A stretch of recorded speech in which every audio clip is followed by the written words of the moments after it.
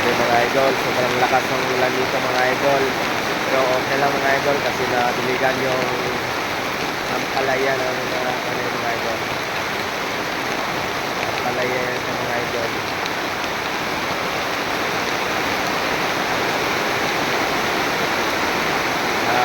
Sobrang lakas ng ulan dito mga idol.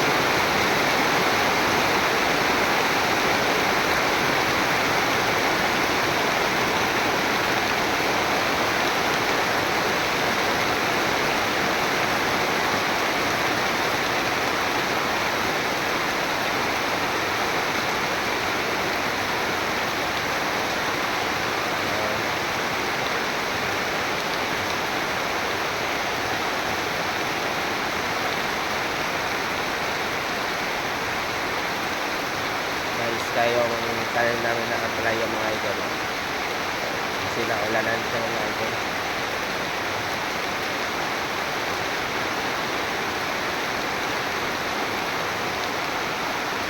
Yan lang po. Salamat. Please follow and share.